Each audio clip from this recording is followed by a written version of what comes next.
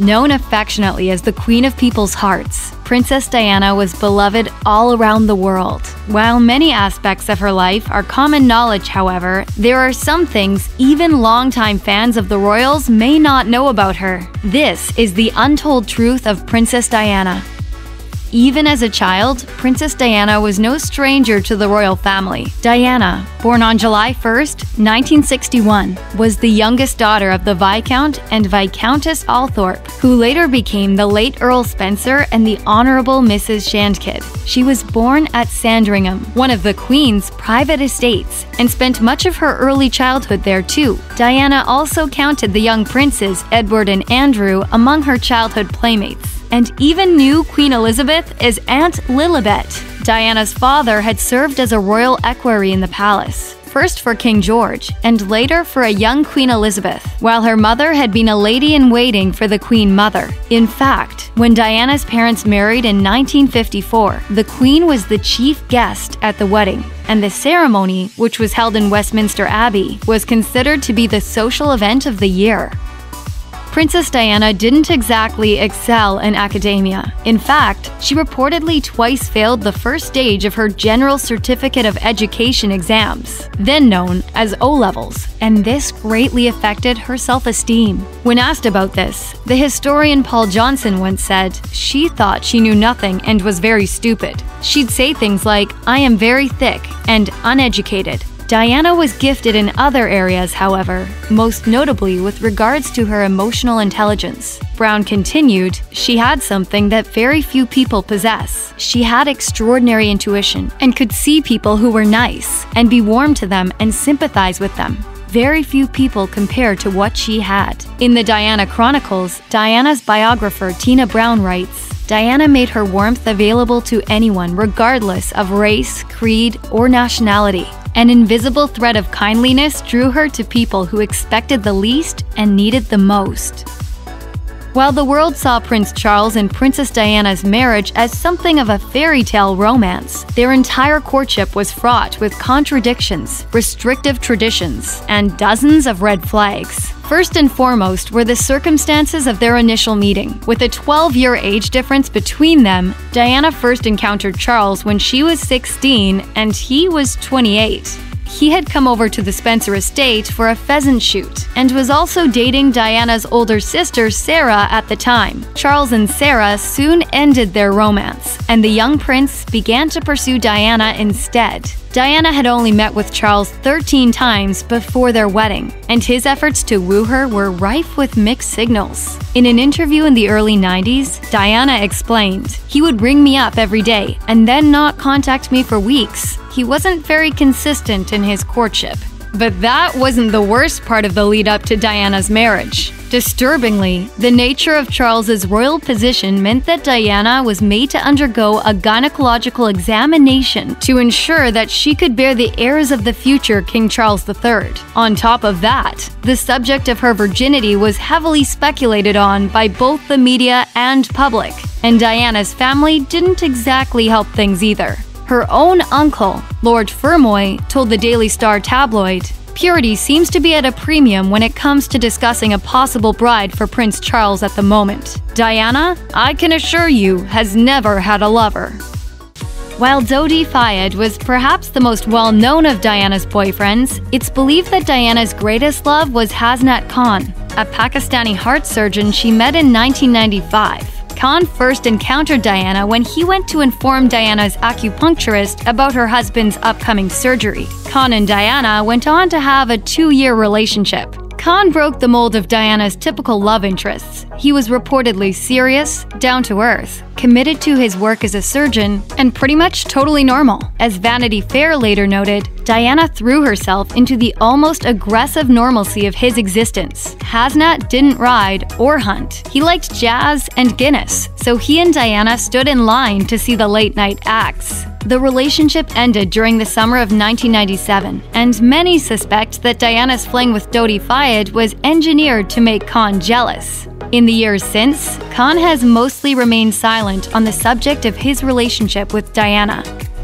Diana often spoke openly and candidly about her mental health challenges, which was virtually unheard of at the time, especially in aristocratic and royal circles. By being honest about her private battles with bulimia, depression, and anxiety, Diana became known for inspiring honest communication in others. At Turning Point's June 1993 conference, for example, Diana asked, "Isn't it normal not to be able to cope all the time? Perhaps we need to look more closely at the cause of the illness rather than attempt to suppress it, to accept that putting a lid on powerful feelings and emotions cannot be the healthy option." Diana's candor and openness were groundbreaking for the time. Few people discussed mental health issues in that way during the 90s, and for the Princess of Wales to openly speak about her own struggles was something of a game changer for mental health awareness. As a result of Diana's work, more people have become willing to discuss their own difficulties, such as depression, anxiety, eating disorders, and feelings of inadequacy.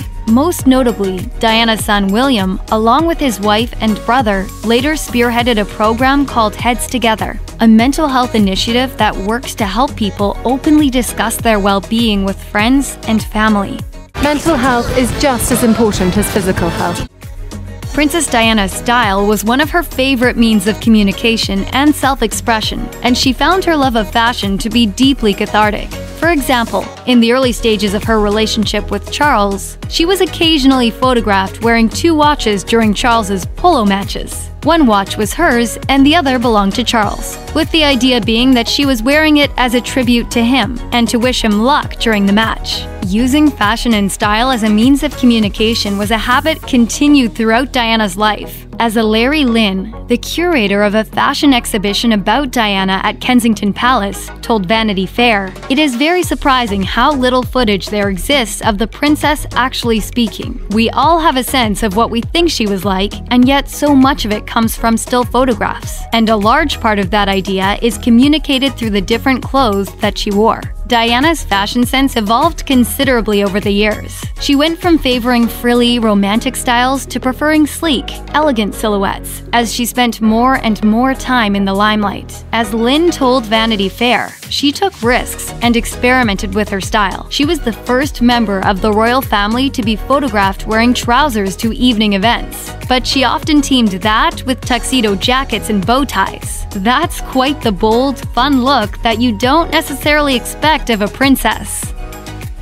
Diana worked with AIDS patients at a time when the disease was seen as taboo and a source of enormous shame and fear. As a result, she helped shatter the stigma around people afflicted by the disease. She became a patron of the UK's National AIDS Trust, and in 1987, when the public panic about AIDS was at its peak, she helped open the UK's first HIV/AIDS unit at the London Middlesex Hospital. Perhaps the most iconic act of Diana's AIDS solidarity came when she shook hands with an AIDS patient, and did so without wearing gloves. This came at a time when people were scared that the virus could be transmitted from person to person by shaking hands. As National Geographic later wrote, Diana believed that not to be true. The people who loved her at that time loved her even more. Because here was a very public figure willing to show the world that these individuals need attention and care too. Even though some commentators felt that this was inappropriate behavior for a royal, Diana never wavered in her commitment to treating AIDS patients like human beings, worthy of dignity and respect.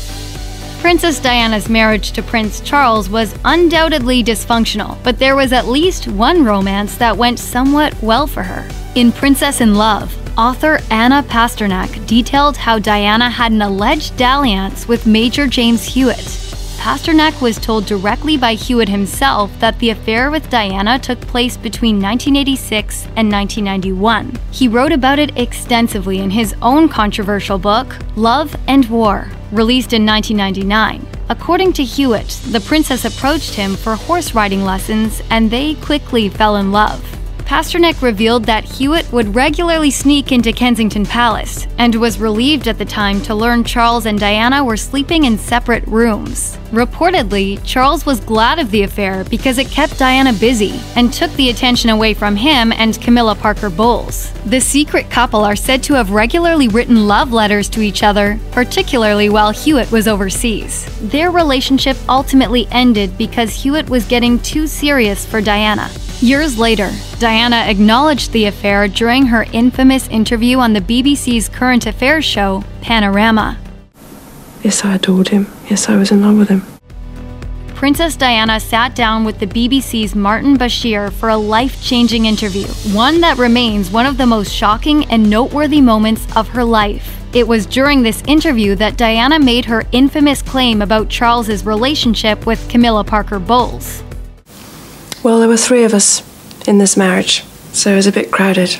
On top of publicly airing accusations of infidelity towards Charles, Diana used the interview as an opportunity to levy criticism against the press as well, claiming their scrutiny had made her paranoid and fearful for her life. She also revealed how unhappy her then-husband was with all the coverage she received relative to him, explaining, "With the media attention came a lot of jealousy. A great deal of complicated situations arose because of that." Diana also discussed her issues with self-harm, eating disorders, and postpartum depression. Although the interview was a watershed moment in her life and in the recent history of the British monarchy, its veracity is now being called into question. An internal investigation was launched at the BBC in November 2020, following accusations from the late princess's brother that Bashir had forged bank statements to coerce her into a tell-all. According to The Guardian, the statements, quote, entirely wrongly purported to show that 2 senior courtiers were being paid by the security services for information on Diana. Prince William welcomed the announcement of an investigation, with Kensington Palace confirming in a statement that it was a step in the right direction, one that the palace hoped would, in their words, establish the truth. Queen of Hearts. In her obituary, the New York Times noted that Princess Diana had seemingly come into her own in the year before her death. The paper wrote, "After recent years of loneliness, wounded vulnerability, and feelings of rejection, Lady Diana struck friends this year as having acquired long-sought self-regard and hope for the future." The Times quoted the actor and director Richard Attenborough as remarking, "Once, she was a shy young woman who was suddenly thrown into a bear pit. Now you see her confidence, self-assurance, and outgoing nature." In a 1995 interview, Diana had said she wanted to transform herself into the Queen of People's Hearts. And that was what she was mostly trying to achieve in what turned out to be her final years. Diana threw herself into charity work, helping to deal with AIDS, leprosy, homelessness, cancer research, and the treatment of sick children. Diana's unexpected death in 1997 was a tragic loss, both to her family and the world she made her stage.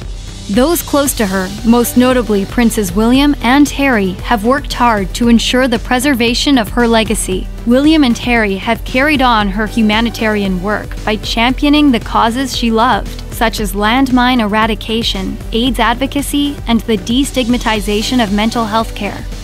Check out one of our newest videos right here. Plus, even more list videos about the royal family are coming soon. Subscribe to our YouTube channel and hit the bell so you don't miss a single one.